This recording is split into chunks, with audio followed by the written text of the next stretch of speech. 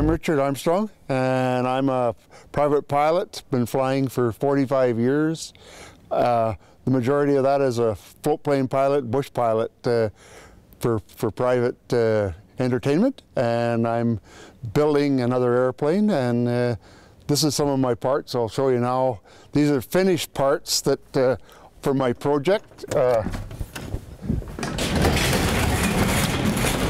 have been built and painted.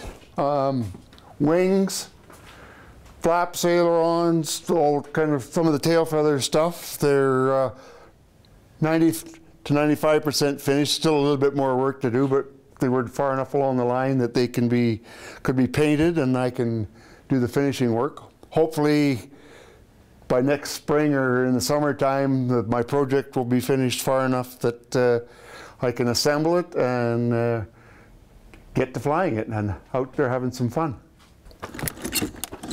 Okay, this is my old truck shop, which is not just kind of an old barn full of junk in it. But anyhow, this is my project. Metal.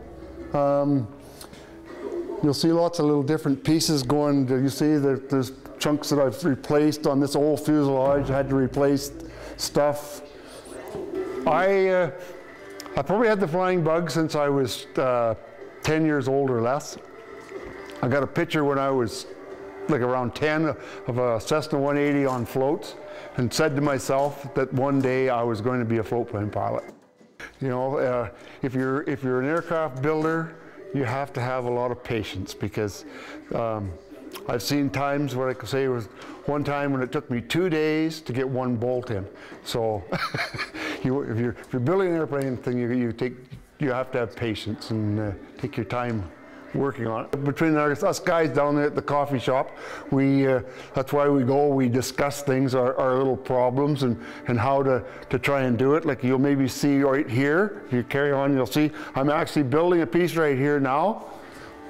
I'm adding a chunk to the vertical stabilizer, and so I've had to bend this piece of metal, and hopefully I'm going to rivet it on. I haven't finished yet, it's just a start. But say like I'm working on my cowling, I get frustrated, then I go work on something else, and so I work back and forth between different pieces, and gives you time to think about what you were doing.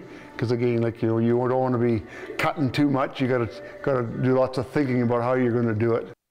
A lot of guys get frustrated and give up after the first few years, think that it's going to get done.